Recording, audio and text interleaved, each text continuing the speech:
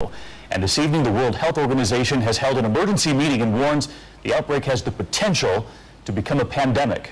We begin with John McKenzie. This human swine flu is considered such a public health threat, the World Health Organization is now scrambling to contain it. It is very important that we know exactly whether this new disease is causing, infection in human beings in countries other than the U.S. and Mexico. Here in the U.S., 11 cases of human swine flu in 3 states have now been confirmed.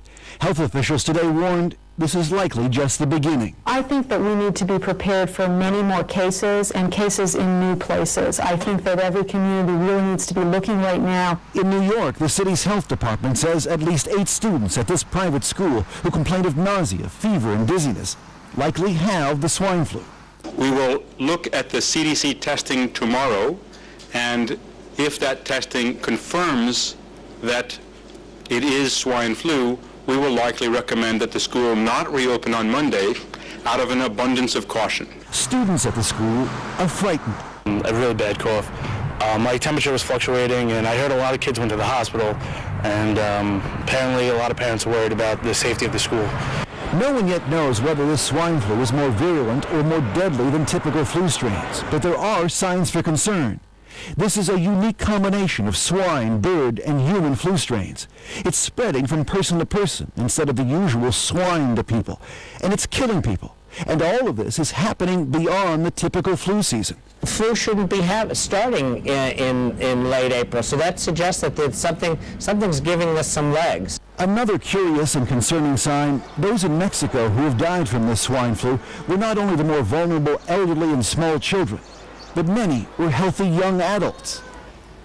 The reason health officials are so worried is that this flu strain is new, never been seen before. So people have little or no immunity to it, and there are no vaccines available to stop the spread. David? So concerning, John, and we hear about the deaths in Mexico. None of the cases have been deadly here in the U.S. yet. Do we know why? That's one of the questions the CDC is trying to answer. There are drugs to treat this flu, common drugs, Tamiflu and Relenza. The question is whether patients in Mexico are getting the medications in a timely fashion within the first 48 hours when the drugs are effective. All right, so much we don't know. John McKenzie here in New York with us. John, thank you. Meantime, we're learning that the Mexican government tonight has issued an order allowing health authorities to isolate patients and to inspect homes and incoming travelers, all in their ramped-up efforts to curb this.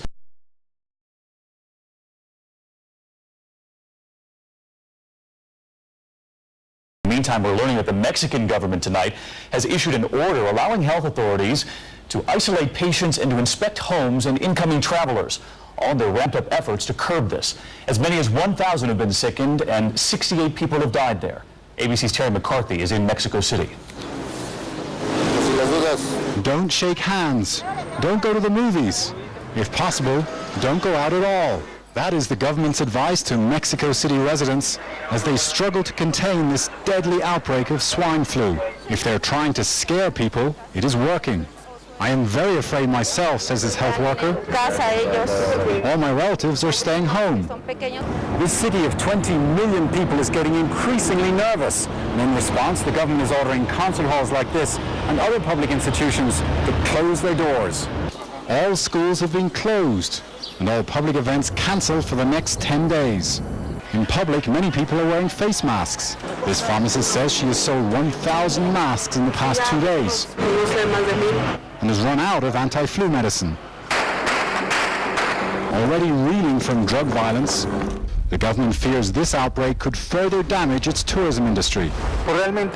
Some people, like this lawyer, said they thought the government was overreacting.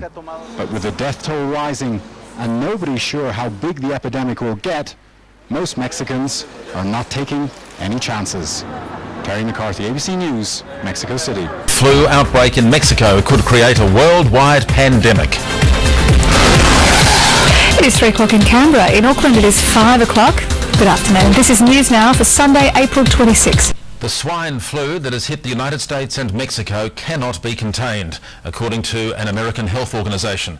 And the epidemic that began in Mexico City has now reportedly spread as far as New York. The flu outbreak at this New York City parochial school is a troubling development. Of the 8 strains of flu virus collected for testing, 2 came from students who had visited Mexico with their parents on spring break last week. So it's definitely an outbreak of influenza A at this school. It meets the CDC case definition of a probable case of swine influenza. In Mexico, where the epidemic began, at least 68 people have died. More than 1,000 are ill. Schools and all public events were canceled throughout the country Saturday to slow the spread of the virus. With at least 24 new swine flu cases in Mexico City confirmed today, American officials are keeping close watch on possible outbreaks north of the border. The U.S. Centers for Disease Control and state health officials confirm 11 cases of swine flu virus in the U.S. 2 new cases in Kansas today, 7 in California, and 2 in Texas, where Patrick Hayden's son fell ill. I called my wife and asked her to give him a check for the swine flu, and that's when they did, and he tested positive. Today, the Centers for Disease Control issued a worrying assessment. We do not think we can contain the spread of this virus. In New York, St. Francis Prep is sanitizing its building as health officials worry about a possible swine flu pandemic. You could be looking at 25% or more people affected, which is a significant number. A significant portion of people actually being incredibly ill and really overwhelming healthcare systems. While city health officials are understandably concerned about the outbreak of the swine flu here, right now they stress that no one has been hospitalized, and again, they won't know for sure until those test results are back from the CDC. That's expected tomorrow. And New Zealand health officials say they're investigating an influenza-like illness in a group of people who have returned from a school trip to Mexico. The group has been placed in isolation and is being tested for swine influenza.